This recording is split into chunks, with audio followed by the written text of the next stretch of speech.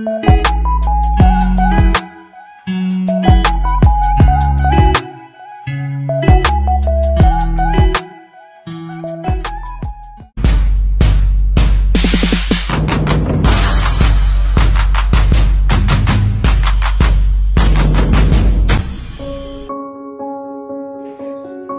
guys, welcome back to my YouTube channel. Ngayon po guys, may nakita akong magandang dalagita na nagtitinda ng saging o pinaypay ang tawag dito sa amin. At pinuntahan ko at bumili ako ng kanyang tinda at kinausap ko siya. Napakabait niyang anak kasi tumutulong siya sa pagtitinda ng kanilang hanap buhay. At ito na po guys, kilalanan natin si yung magandang dalagita. Ayan po. Kasi anong pangalan mo, gang? Pangalan lang, name lang. Siya po ay nagtinda ng saging na pinaypay. Ayan. Sarap po, bumili nga ako eh. Ayan o, pinili ko. Sarap. Anong pangalan mo?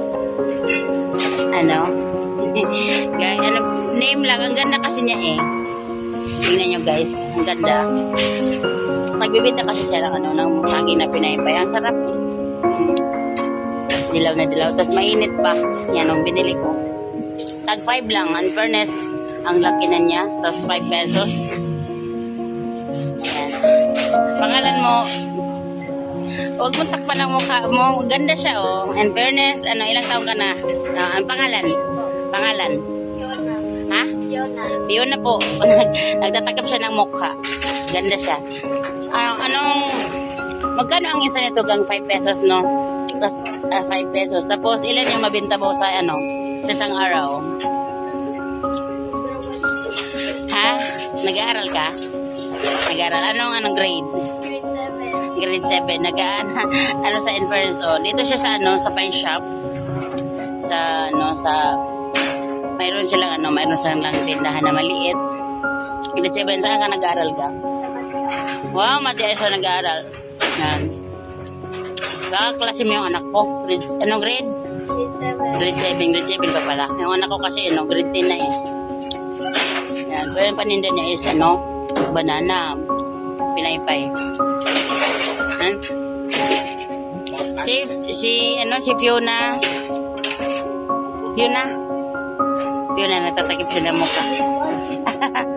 Yan, siya po si Fiona, nagtitinda na siya ng saging na pinaypay. Ilan ang nito, gang, yung pinta mo isang araw? Depende, may. Ganda siya, oh. Ganda siya, nagtatakip talaga siya ng mukha. Depende, tag 300 or 400.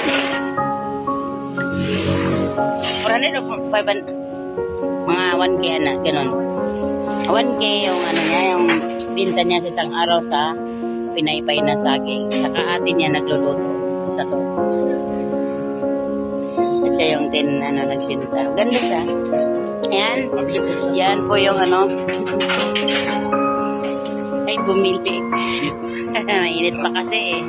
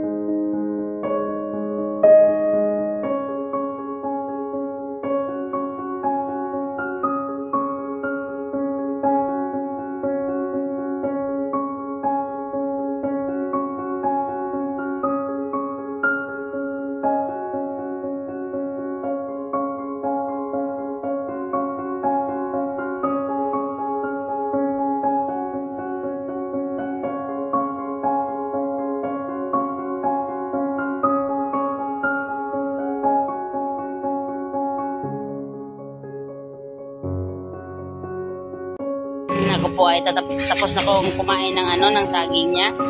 Yan, at sana po huwag niyong kalimutan i-subscribe po ang aking YouTube channel and Kotek channel. Maraming salamat kay Fiona. Yan. Thank you Fiona.